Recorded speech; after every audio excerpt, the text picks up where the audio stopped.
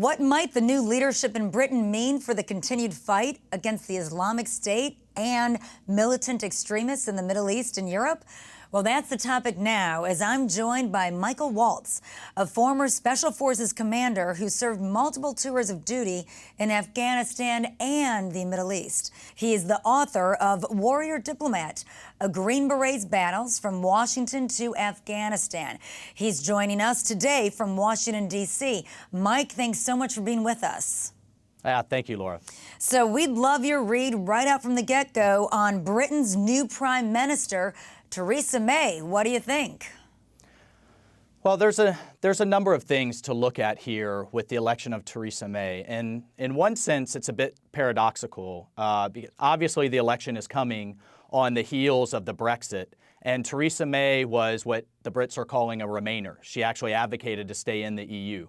On the other hand, she's been Home Secretary since 2010 with responsibility for policing and immigration and counterterrorism, and she's known as taking a hard line on immigration. So I think those two are a bit paradoxical, but I think we can expect, frankly, from a foreign policy standpoint, a lot more of the same in terms of what Cameron has put forward.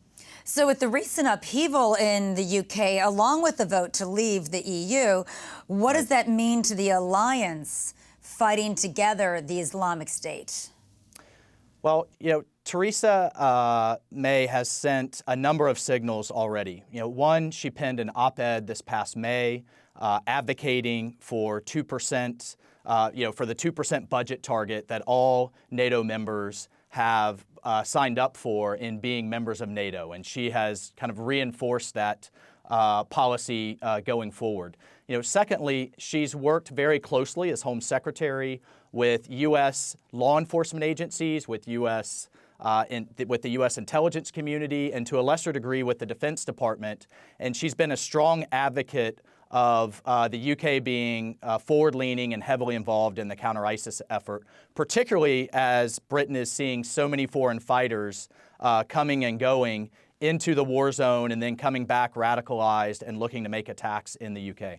So with that assessment you've got with Theresa May, how would you grade former Prime Minister now, David Cameron, on his commitment to fighting extremists in the Middle East? Well, I think his personal commitment was fairly strong. Unfortunately, he couldn't get all of his party and then even the rest of his parliament to go along. So if you recall, Cameron led a strong effort to get the United Kingdom directly involved in bombing ISIS and in the counter-ISIS effort, and the parliament didn't support him. So, I certainly support his desire and his personal desire to be a strong member in the counter-ISIS coalition, but politically he wasn't able to get everything that he wanted. So you think Theresa May can do it better? Well, I'm not sure yet. I think that remains to be seen. She has continually supported Cameron's policies and even her predecessor's policies, whether that was the invasion of Iraq, the intervention in Libya, the intervention in Syria, and even now the current U.S. Policy in Iraq. So I think you're going to see more of the same, frankly, from an establishment foreign policy standpoint. I don't expect many changes. On the other hand, she is going to be heavily embroiled in how Britain is actually going to exit the European Union. So that is going to, I think, really dominate her time in terms of her focus outwards and in the foreign policy realm. Well, and with her focus outwards, Michael, and your expertise on this, what do you think the new Prime Minister needs to do diplomatically and militarily to help defeat ISIS and stabilize Syria? Well, look, I think there's the effort in Syria, but then there's even a global effort. I firmly believe that we are in a global war against radical Islam. And I'd like to see the United Kingdom, as one of the main producers, frankly, of foreign fighters, both look internally and externally in a broader strategy and working with the United States and our partners on how we're going to defeat this idea. It took us 60, 70 years to defeat the idea of communism from a Western perspective. And I think it's going to take just as long, if not longer, to defeat the idea and the ideology of radical Islam. And I look forward to seeing the United Kingdom be a powerful and willing participant in that bigger strategy. Well, and you just mentioned President Obama. He recently announced his decision to leave more U.S. troops in Afghanistan than he had previously planned. Now, because of this resurgence of the Taliban, it's his reasoning. Do you agree or disagree with that decision, Michael?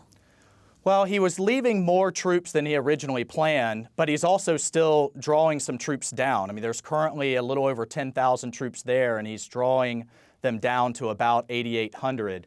What I disagree with is having a drawdown or a withdrawal on a timetable rather than the conditions on the ground.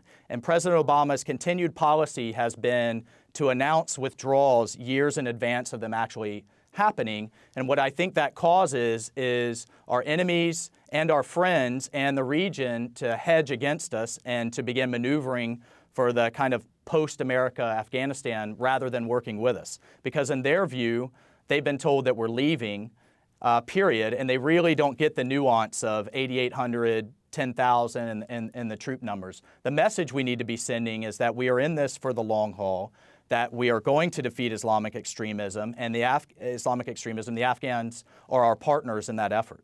Well, Michael, certainly thank you for your observations. And for more on your writings, please follow the links on his Twitter feed under his handle @MGGWALTZ Waltz.